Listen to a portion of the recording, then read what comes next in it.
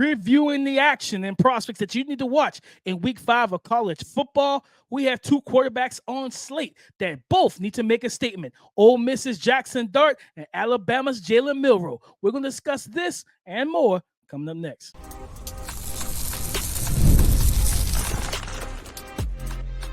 You are Locked On NFL Draft, your daily podcast covering the NFL Draft. Part of the Locked On Podcast Network, your team every day. What's up, Locked On family? Welcome back to the Locked On NFL Draft Podcast, your daily podcast covering your favorite draft prospects, part of the Locked On Podcast Network, your team every day. I'm your boy, Damian Parson. You can find and follow me on X at DP_NFL. I'm a senior draft analyst, and thank you for making Locked On NFL Draft your first listen today and every day. Shout out for being our everyday. So you know I got to kick the intro to Mr. LSU himself, Keith Sanchez. You can find and follow him on X at The Talent Code. Keith, talk to him, baby.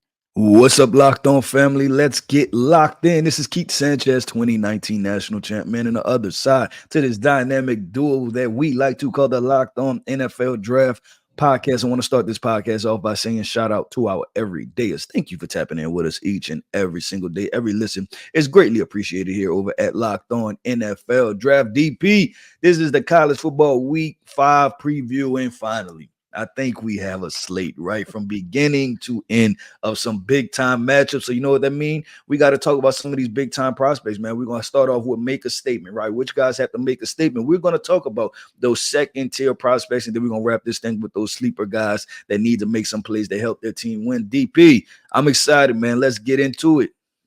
Today's episode is brought to you by FanDuel. Place your first $5 bet and you'll get started with $200 in bonus bets guaranteed. Visit FanDuel.com to get started. Keith, make a statement. And I feel like there isn't a player that embodies this phrase that we've talked about more than this guy. Ole Miss quarterback, Jaxson Dart. Jaxson Dart is going into his first, no disrespect to the opponents he's had this season. He's going into his first actual college football game this weekend, Keith, against SEC competition, Kentucky defense that has good NFL players on it, Deion Walker, Maxwell Hairston. This Ole Miss offense is finally about to face guys who are on their level of size, strength, speed, and athleticism. And Keith, I can't wait for it because one of the guys that I've Keith, we've been doing this for a while now. I've bought into Jaxson Dart in times that I feel like I shouldn't have bought into Jaxson Dart, and he burned me, Keith. Like I'm scoring right now. So I need to see this quarterback go out there and just ball out, right? The numbers we saw you put up against lower level competition. I'm not saying throw for 450 yards and 6 touchdowns. I'm not saying that. What I'm saying, give me 280, 3 touchdowns, no picks. Like, you know that this is a dual threat guy. He's good. He's a good arm strength. He is, I think, I've never had Mahomes. Josh Allen talked about having like a certain level of chaoticness in his head with like certain, when it comes down to his decision making. Should I throw this route? Should I run this ball? Should I do the things he does? And it's like I said, you know what? He's got the best blend of it, right? Like he's gonna do some chaotic things as a runner. You're gonna see him run through linebackers. You typically don't want your quarterbacks doing that. But so is Jaxson Dart. He's not the Lamar Jackson, like Kyler Murray, twitchy, explosive. He's more of that power runner, that Jalen Hurts, that Josh Allen, where he's going to lower that shoulder, run through you, set the tone, get up, yell in your face, different things like that. And he has good arm talent. Now I want to see him, like a lot of the stuff they did in Ole Miss, like against subpar competition, was a lot of easy routes for him, a lot of easy throws, quick, easy check downs, people screaming wide open. I don't expect to see that against Kentucky, Keith. I expect to see some tighter windows. Now, can you anticipate?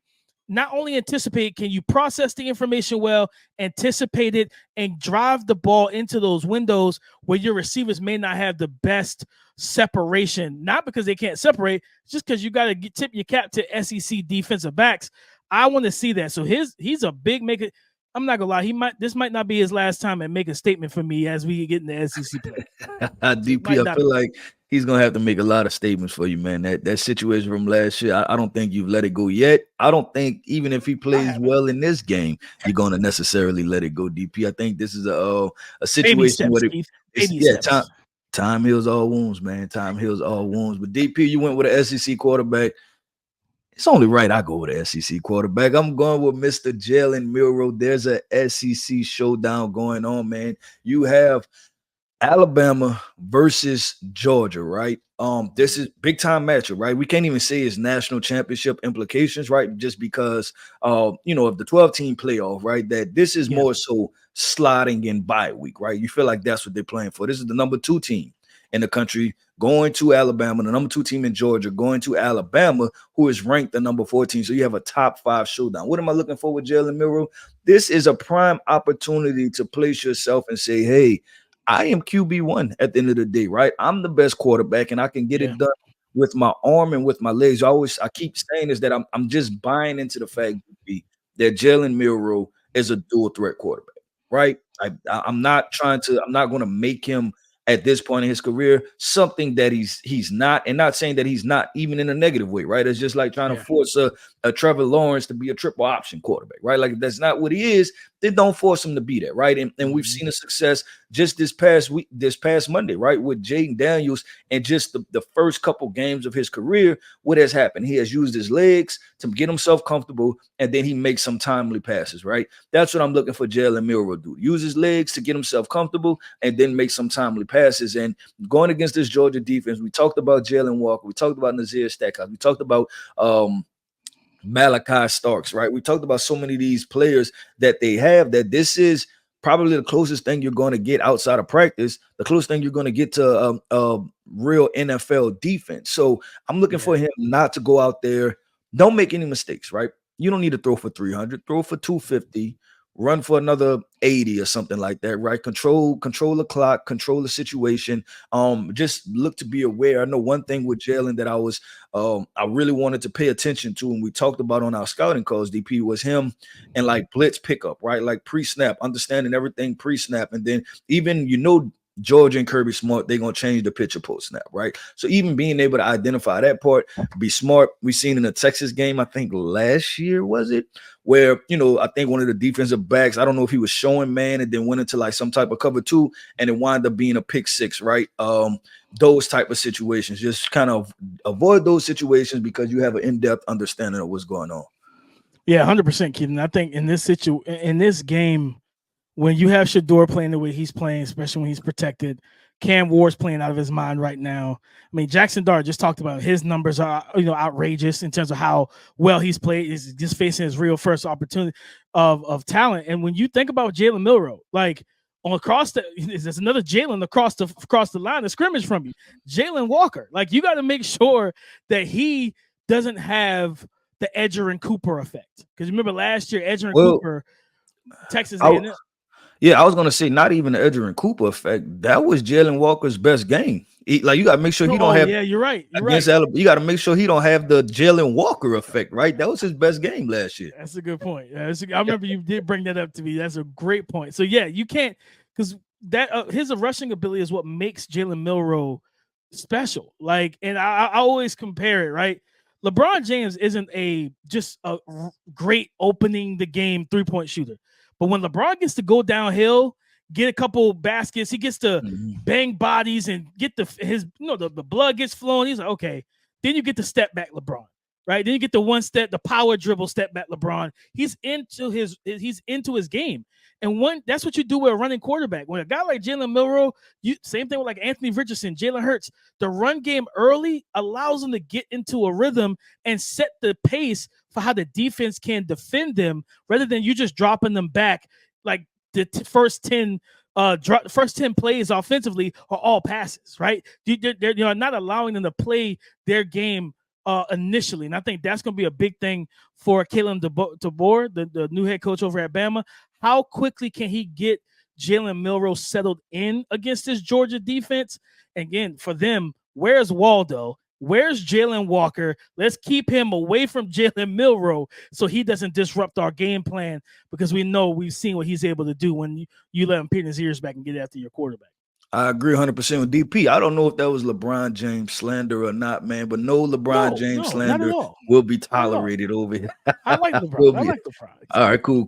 Just making sure, man. You know what I'm saying? We had to talk about that. But DP, let's keep this thing going and flowing, man. Where are we going to? We are going to the second tier prospects, right? Those guys that we know about, but guess what? They have an opportunity to make some big time plays and some big time matchups for this weekend. We're going to talk about that coming up next.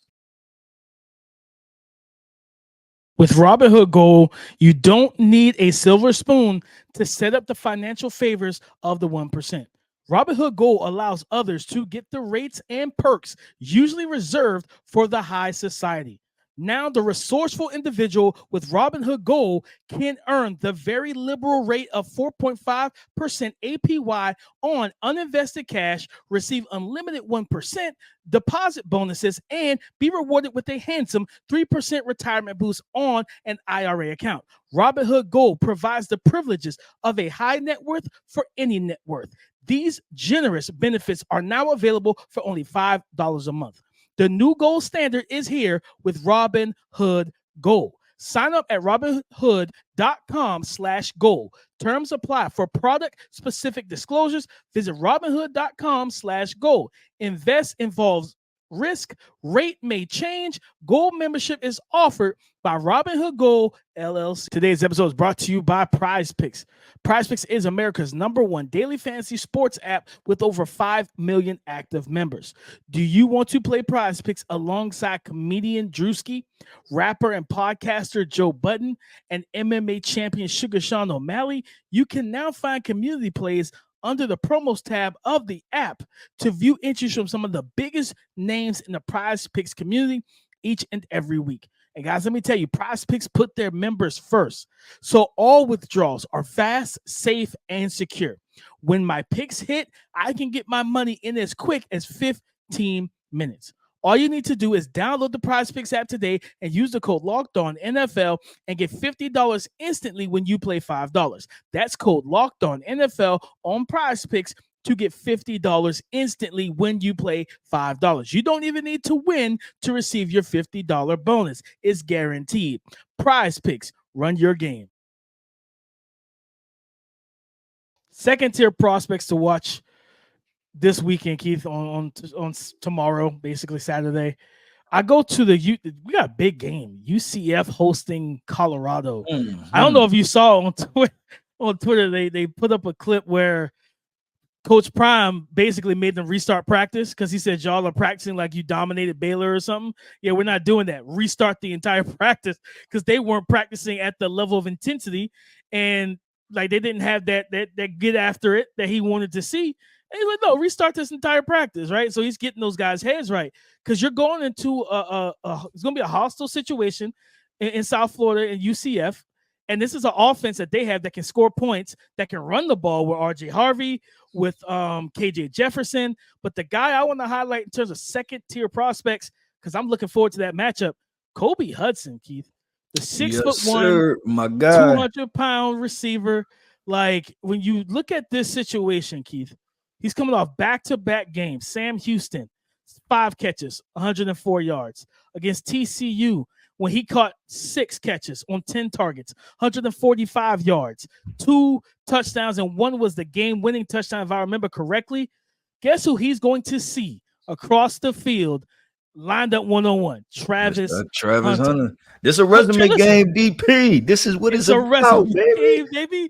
It's a resume game, man, because what Travis Hunter's building his resume like, listen, not only am I arguably the best wide receiver, I'm the guy that's locking down the best wide receivers that I'm facing, right? So he's trying to keep these guys' stocks down while he uplifts his. Kobe Hudson has an opportunity to go out here and showcase his full ability, right? Route running, his play strength, contact balance, body control, the ability to win the inside leverage and playing. Is not just stretching vertical, right? Because we know that Travis Hunter can run with almost any receiver in college football. But it's more so, can you move him off his spot, win inside leverage, and dominate on those in breakers, those slants, those crossers, things of that nature. Don't let what happened. Was it Baylor? Was it the Baylor? No, it was the Colorado State game on the in breaker in the middle of the field where Travis runs the route for him and undercuts it. Yeah, don't let that happen. You know what I mean? Like, run the route better than that so he doesn't undercut you and you create that separation. This is a big, like you said, this is a big time resume game for Kobe Hudson. Yeah, I'm with that, DP, and I'm glad you named those guys because I was just gonna name them all three as the triplets, right? I was gonna say those three guys that definitely on deck, right? Like y'all have to, and this is a game that they can win, right? You're talking about KJ Jefferson with the SEC pedigree that he has. You talk about RJ Harvey, DP. I don't know if you got eyes on him yet as far as evaluated, but I think he is one of. If I had to bet my gut, right?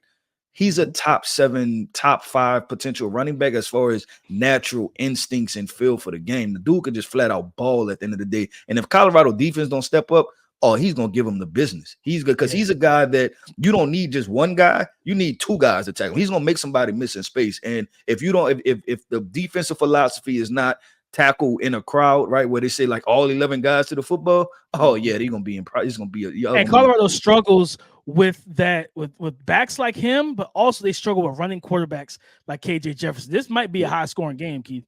Yeah, I think so. That's what I'll have my eyes on. DP, I'm gonna go to this Clemson game. I'm looking at Clemson and Stanford, right? And there was one wide receiver that stood out to me, and that was Mr. Troy Stellato.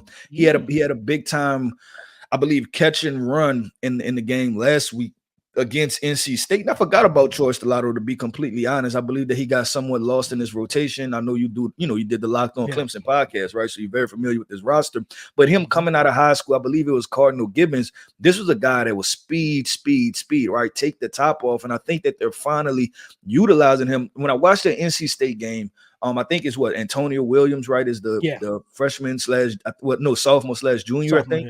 Yeah. And then using him, they're finally using their speed guys and putting them in the proper positions to like get the ball, make plays, right? And so I'm looking at Troy Stellato to see if he's one of those guys, right? There you talk about a Luke McCaffrey, and we just talked about all of these different players that elevated. Is Luke McCaffrey, right? Why do I feel like I'm saying the wrong?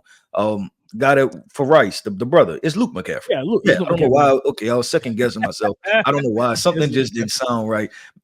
Saying that, but a guy that elevated himself to a top 100 pick. Maybe Troy can do that, right? Because we know that he can run at the end of the day, and he's a vertical field stretcher. So, looking at Troy Stellato in that game, and then obviously Phil Maffa, what are you going to do? And then I'm gonna name off one other running back, right? Nicholas Singleton. This is a top 20 matchup for Penn State, right? They're going against Illinois, I believe, DP. They're going against Illinois, and hey, we need some shakeup in the running back situation. Yeah, it's Illinois is ranked number 19. Penn State is ranked number 9. It's at home. It's a 6:30 game, right? We need some shakeup with the running backs, right? This is how you elevate yourself right here and put yourself as the number 3 running back in this class, right? Because Ashton Genty has made his stake already. Quinshon Judkins is getting hot, right? So you want to put yourself in that position. Omarion Hampton has had some good games. Put yourself in that position and say, hey, you know what? I might be the best running back in this class because you definitely had the physical profile. And when you talk about body weight or height weight type of, situations, he's definitely one of those guys. So that's a couple guys that I wanted to list off. No, I like all those names, Keith. Phil Maffa definitely has gotten going after that Georgia game where they couldn't really get the passing game going to alleviate some of the pressure and the looks that he was seeing. I think he's coming off back-to-back games against App State, 10 for 118 and a touchdown, against North Carolina State, 7 for 107 and a touchdown. Efficient running back play is what I'm seeing out of Phil Maffa. Keith, I want to go to that Michigan-Minnesota game, 12 o'clock Eastern kickoff. Ariante Ursery. Last year in this game, Josiah Stewart, who's been one of the best, if not the top edge rusher in terms of production impact in college football this season. Josiah Stewart, because, Ariante, I think it lists at 6'5", 6'6", somewhere in there. Big, long arm, but you're dealing with a guy who's listed at 6'1" in Josiah Stewart. So he has the natural leverage, and he is a dense, well-proportioned, like he looks like a running back, to be honest with you. He looks like a 1990 running back, like big, strong, physical. He gave Ariante trouble last year. This is a game for him to where you get your get back, right? Like you get that get back from him to where, okay, look at the tape, understand where did I go wrong last year? My hands were wide. I let him into my chest. He already has leverage. He was just able to get underneath my shoulder pads and control the rep and uproot me, get my feet off the ground. No, I can't let that happen now. So, right? Bring your hands in closer. Be ready to punch and counter punch. Also, make him run around the arc. You're athletic enough. You have the arm length. Don't let him cut you inside. Don't let him push you back in the pocket. Be a stone brick wall for your quarterback, because you're going to need to run the ball. Max Brosmer, one of the guys I was talking about, he's trying to get acclimated to this Power 4 jump, going from FCS Division 2 at New Hampshire last year. He's showing flashes, but the speed of the game is still getting caught up to it. That you're gonna need to make him comfortable, right? That you're gonna need to make him cut. He can't have you giving up pressure and have Mason Graham in his face and have Kenneth Grant in his face, because your offense is not gonna have any type of production. So Ariante Ursary, another second tier guy, a guy I had a late first, kind of early second round grade on him. I'm hearing that day 2 range for him right now. And I think this is the opportunity for him, like you talked about with Kobe Hudson, this resume game for Ariante Ursary. No matter if it's Josiah Stewart or Derek Moore, or pay attention. You might get Kenneth Grant on the stunt, or you might get Mason Graham on the stunt. You got to keep your eyes open and keep the head on the swivel. Keep your head on a swivel, DP. That's the name of the game. But man, let's keep this thing going and flowing and bring out the alarm clocks, because now we're about to talk about those sleeper prospects and those sleeper situations, right, that have to have good performances. And we're going to talk about that coming up next. Today's episode is brought to you by FanDuel. Hey, NFL fans, you can start the season with a big return on FanDuel, America's #1 sports book.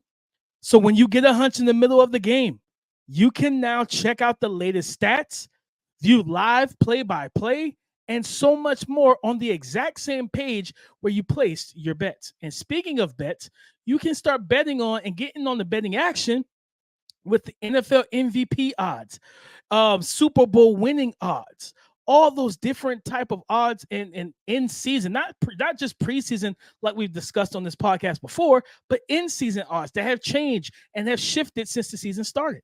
You can get in on that as well.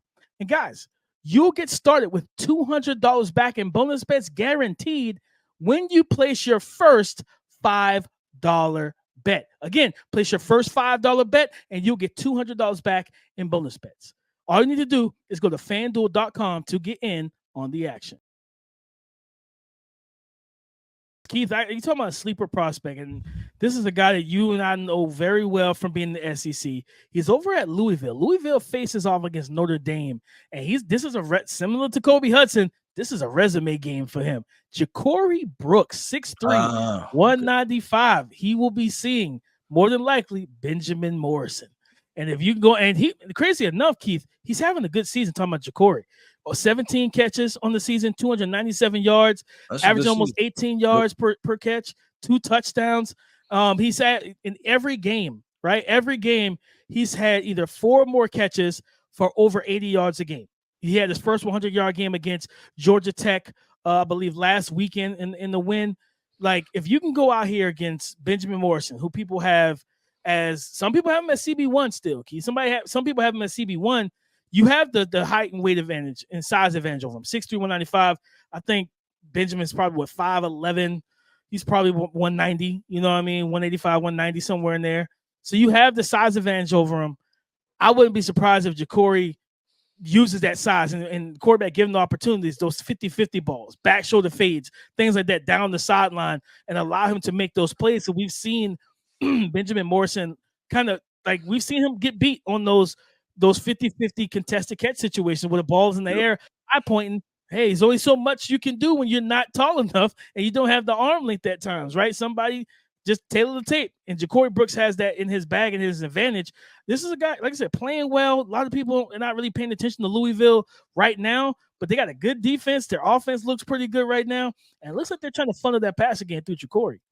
Yeah, and I'm interested to watch him, right? Just like you said, guy that was in the SEC caliber, right? And you just talk about those stories, right? With guys that, may have went to Alabama or something like that. And then it was same story for Javon Baker, right? Kobe Hudson was at Auburn, I believe, right? He's now at UCF. And then now this guy was at Alabama, right? Got him. He played a significant or a decent amount of football at Alabama too. And then now he's at Louisville being able to make some plays. DP, I'm going to go back to this Kentucky Ole Miss matchup. And not even sleeper prospects, but I would say sleeper situations when it comes down to potential position rankings, right? And I'm going to the trenches. Deion Walker, right? Show up. Like this is a big time moment right here. Deion Walker. And then the thing is, because your counterpart, and it's not somebody you're going against actually in the game, right? But when it comes down to position rankings, on the other side of that football is Walter Nolan. And I made the statement coming out of summer scouting is that I might take Walter Nolan at this point, right? At the end of the day, and I know Deion was the bigger name, but you're starting to see that kind of tailor off. But guess what? If everybody's clicking on this game and they're like, oh man, I'm gonna watch Deion Walker play, and then Walter Nolan is the guy that's actually going off, guess what that's going to do, right? Like that's going to elevate it. Then you're going to have a flip-flop as far as the consensus overall rankings. I said it already. I like Walter Nolan a great deal, and I like him better than I like Deion Walker coming out of the summer than the other guy. As we're looking for these edge rushers, DP is Princely Human-Mealing, right? See what he's able to do, what type of havoc is he's able to cause, and then can he get his name into that second round bucket, right? Potential backing of the first, because while we talked about those other names, if you watch Princely and you watch James, right, you almost get the feeling, why can't they flip-flop as far as who's going in the first round and who's going in the second, right? And that's just going to be an interesting case study as far as both of those guys and just looking at it, right? And I think that's an interesting point, right? Because you look at James and they have very similar athletic ability, right? James might be taller and a little bit longer, but talking about fluid guys, speed rushers, right? And Princely may have more in his bag as far as knowing when to trigger exactly what to trigger. So you could be watching two positions, right? Flip-flop as far as position rankings with Princely, being able to elevate over a guy like a James Pierce or something, and then Walter being able to elevate over Deion Walker just from this one game. No, 100%, Keith. But that's what these type of matchups do, right? It's the same thing what we talk about with Bama. We're happy that we got a good slate of football. That's what we're trying to figure out, man. It shouldn't take 5 weeks to get here, Keith. It shouldn't take 5 weeks to get here. But that's what we get when you think about the Georgia-Bama matchup, right? What does that potentially do? If Jalen Milroe goes out there and lights up Georgia and Carson Beck struggles against Bama, now you're flipping them in rankings because it's like, well, is Carson Beck a game manager? Is Jalen Milroe a true X factor at the quarterback position? It starts to either reassure, these games going to either reassure what we think or it's going to make us think again. And that's what I'm excited about, man. And one more sleeper guy, I've talked about him multiple times, Keith. He's the leading receiver right now over at TCU, Jack Besh. Like he's just balling out of control right now, man. And I just want people to wake up on this guy, 6'2", 215. Like you said, you talked about him during the wide receiver. He was like number 10 on all wide receiver rankings. This week, Keith, like 4 games. The only game he didn't have 100 yards was like the second week they played like Long Island University. I didn't even think that was a college. You know what I mean? Like with a football team. They won like 45-0. So he just didn't really play in that game. Yeah. Every game other than that, Stanford 139 in the touchdown. UCF, even though they lost that game by a point, 9 for 200 in the touchdown. SMU, they lost that game by multiple touchdowns. The SMU's offense was going crazy, but 8 catches, 166 yards, and 2 more touchdowns. He has been balling. He's been balling. Like I said, 6'2", 215, route running, body control. I don't want to do it, but I'm gonna do it. Like he reminds me of Puka. Like when I'm watching him, he reminds me of Puka Nacua. I'm telling you right now, guys, this could be one of those receivers that we fast forward to the 2024 NFL draft. Teams overthink him. He falls to the 5th, 6th round or something like that. 4th, 5th, 6th round. Day 3, Sean McVay sitting there with the Birdman meme, rubbing his hands like I got me another one. Press the button. Let's go ahead and get Jack Betch in here, and let's add him to this receiving core. Him, Puka, Cooper Kupp. It's hard to deal with, Keith. He fits that type of mold. Yeah, and I'll say this, DP, he's always been like that too, right? Because this is the guy, so he's from Louisiana, so he went to LSU, right? So like very familiar with him since high school, and he always just been one of those tough, scrappy, figure it out type of football players, right? To where you didn't even know if he was going to put on enough size and be a hell of a tight end. But, he's kind of sitting at that 220-ish, probably because he looked like a fairly big guy too. He's probably 220, 225. But he just a football player at the end of the day, right? Like somebody you trust that, like, you know what, I want in my locker room, because he's gonna go out there, give it his all. He's gonna make the plays that he needs to make, and then it's up to the situation, so whatever his ceiling could be. But I trust him as he's just a football player at the end of the day. Absolutely. So it's gonna be fun to watch that story unfold. But I think we went through quite a bit of prospects, DP. Full slate of games, finally, right? Get to just sit back and watch these football games, which I'm really excited for. But DP, that wraps up another episode, man, of the Locked On NFL Draft Podcast. I want to end this podcast off by saying shout out to our everydayers. Thank you for tapping in with us each and every single day. Every listen is greatly appreciated here over at Locked On NFL Draft. Listen, man, I am Keith Sanchez. You can find me on X at The Talent Code. That right there is my guy, my co-host, Mr. Damian Parson. And you can find him on X at DP_NFL. And like we like to say, man, y'all come talk to us because we like to talk back.